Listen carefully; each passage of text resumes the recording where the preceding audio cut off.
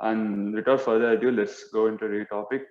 Yeah, we now know the need for the proliferate of electrical vehicle, and the big word is the infrastructure that's available now, and we need a efficient business model for developing proliferating more electrical vehicle in the market. And we are here with a model for you, which I hope you guys will will think it will work out there in the real world. And this model includes a third party owning the charging stations in retail outlets, and the third party will lease the land, as happens in many different cases, and we will be charging the customers in order to cover the overheads and operating costs. Okay, let's into a little bit details of our technical stations which we choose. Our charging station will be a level 2 charger of commercial scale. That's the maximum level 2 charger. This will deliver an average power of 90.2 kilowatt hours, and a normal time taken to replenish the daily usage of an EV vehicle. That's 36.9 miles is 43 minutes. And for 100 miles, that's for to cover 100 miles, you need to charge your vehicle for an hour and 55 minutes. Now we did a sample model in Excel to check the viability of project, and I had listed the assumptions which we have used. We take assumptions and reference the cost, and the charging station it will be, as mentioned before, it will be installed in the parking lots of retail outlets. And in this case, we are using like 3 different electrical vehicles. Will use the electrical charging station to cover their daily usage. So after doing a financial analysis, this is what we found. There's a need to deliver 14,946.75 kilowatt hour annually, and if without going further into our financial details, this comes to a rate of 36 cents per kilowatt hour for our customers. Now this rate is not compared to the normal mileage or cost for gas here in the US, but that's not just the case here. This is just, if we just increase the number of chargers in the given location, then your initial cost will reduce per station, and we all of us know that there's a digital space where we can run ads, and this will surely will helps us make more money in terms of ad, and this benefit can be transferred to the customers, and thus reducing their costs. I mean, like, we are not doing this here for profit, but to help our customers. And for our retailer owners, generally in the model we generally lease the land, but in this case we model that we are not going to pay a lease amount for the retailers for the land. Instead, there's no need for them to share the profit, which they will surely make due to the time of 43 minutes the average customer of our EV charging station will spend in the shop, and this will surely help in the brand building. But when it comes to scale up, there's a dramatic need to increase our EV, and in our models focused on urban and suburban locations where residential charging is not enough, and so we will have enough. We can easily capture the market, and that will work a lot. Thanks. I think that's what I have for now. And questions.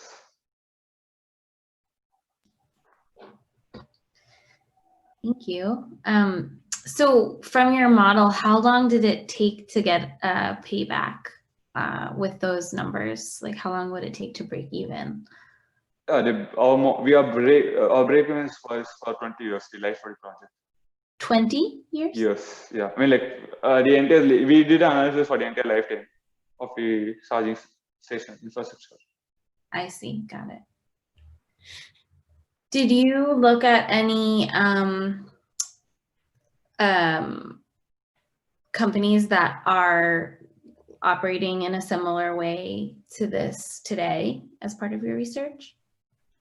Yeah, there's a company known as EVgo or EV, like, I don't remember exactly name, where they lease the land in a parking lot and provide this service for the customers. They do this as a service. Mm-hmm. That's being done, and many people are trying to figure things out more in this market. And so how do you think that this company would be different than EVgo, for example? Our major focus, I mean, like, I was not able to figure out the major focus of that EVgo here, but whereas the thing is we can implement this model in urban and suburban locations where residential charging is not possible in multi-tenant apartments or where there are a lot of tenants than homeowners. And so they will require this kind of charging station. And while locating these charging station in parking lots where people normally go, like say Walmart, IKEA, Trader Joe's, anywhere, and the amount of time they normally spend there matches this charging infrastructure. So this will be a good attraction for the customers. So I think this model will pick up. And as the number of EV gets picked up, then this will surely, if we are strategically locating our places, then you can easily pick up, which is not the case in many other companies. Got it.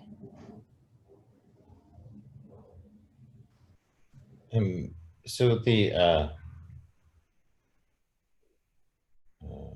don't know if I have a question. I was just going to comment that it's interesting choosing level 2. I think the big difference for EVgo is that they're all DC, which is a much more expensive product. Yeah. How did you make the decision about AC versus DC? Yeah, one major factor is that our next big thing in our energy domain is the vehicle to grid opportunity that's being talked about a lot, and this AC will surely play a bigger role in it because in the DC model there will be charge losses during the conversion process. And another factor which kept in mind is that the time period of 43 minutes will be beneficial for the realtors who will be leasing their land for us. Another factor is again the cost. In our latest survey, we came across a situation where the cost of DC is nearly 10 times as of AC, the initial cost. Yeah. So,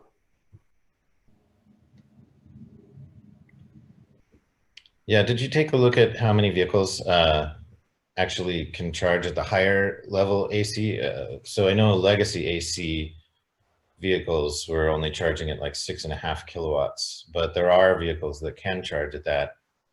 Did you take a look at charging rates on AC for different vehicles? I think Shashi can take that question. Yeah, so different vehicles, of course, have different charging rates. And what I chose, so when we decided to go for a level 2 charging system, it was a trade-off between, it was basically focusing on cost of installation. And level 2 works for a lot of vehicles which are currently in circulation. Yeah, that's the right word. Yeah. So what I wanted to do, so what we one of the things that we aim to do was to ensure that we can cover a large base here. Hence we chose level 2. And it was cost optimized as well. So yeah, some vehicles they charge at lower power and some charge at higher, comparatively higher power, obviously. So if we go into the technical nitty-gritty of it, which I just gave a thought, I didn't really get to like finalize it as much to put it. But I think we can have different grades with different power grades according to the vehicle that we have. Like the person can input the vehicle model or something, and our device can fetch some battery data or charging data and tune accordingly. Even work with battery health, battery health parameters, etc., etc. So it will be like a system that will use data to optimize the charging process. Okay, thank you very much. We're out of time. Oh, I'm so sorry.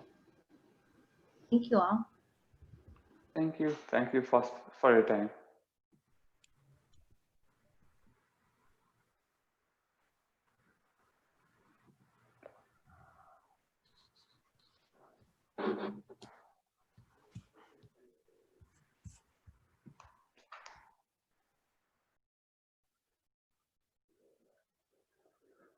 Okay, we need to leave. Just give.